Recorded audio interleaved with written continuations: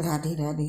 दोस्तों, इस पोस्ट में जानेंगे पुत्रदा एकादशी व्रत कैसे करें, जरूरी काम की 12 बातें। इस साल पौष माह की पुत्रदा एकादशी आने वाली है। पौष माह के शुक्ल पक्ष में आने वाली इस एकादशी को पुत्रदा एकादशी के नाम से जाना जाता है। इस चर और अचर संसार में पुत्रदा एकादशी व्रत के समान दूसरा कोई व्रत नहीं है। इस व्रत के नाम के अनुसार ही इसका फल है।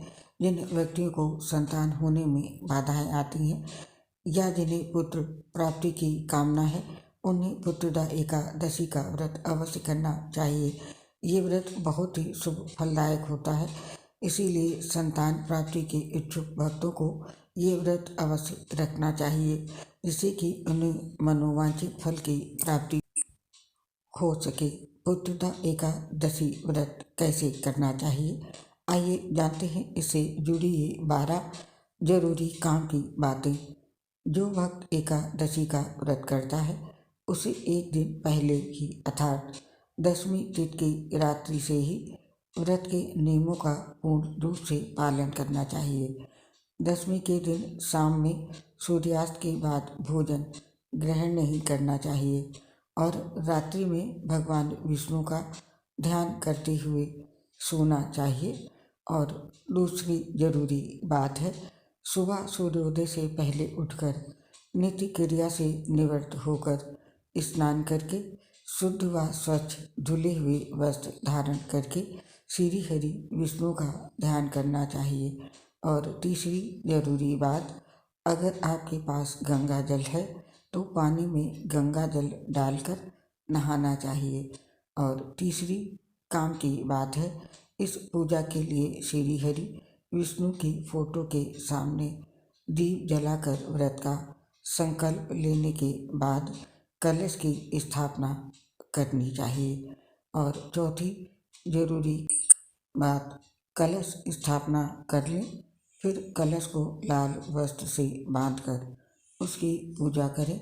और पांचवी बात, भगवान श्री विष्णु की प्रतिमा रखकर उसे स्नान आदि से शुद्ध करके नया वस्त्र पहनाएं। और छठी जरूरी बात है, तत्पश्चात धूप दीप आदि से विधिवत भगवान श्री हरि विष्णु की पूजा अर्चना तथा आरती करें तथा नैवेद्य और फलों का भोग लगाकर वितरण करें।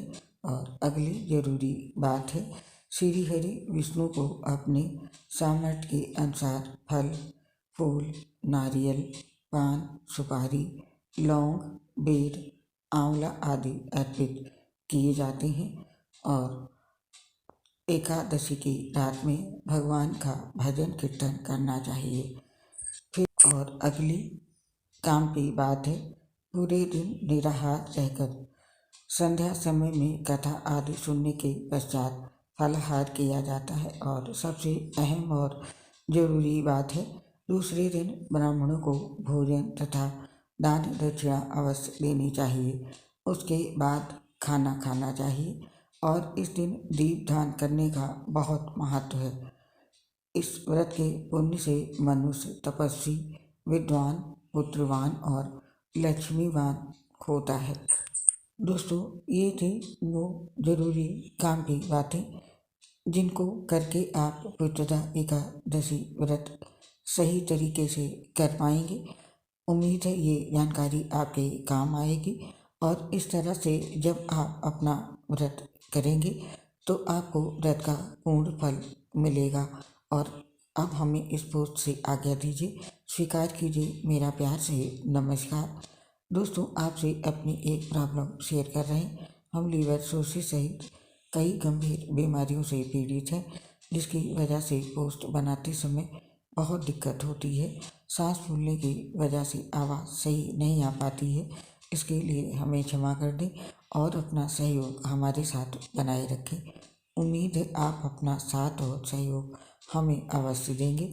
इसके लिए आप सभी दोस्तों का हृदय से बहुत बहुत धन्यवाद। जय श्री राधे।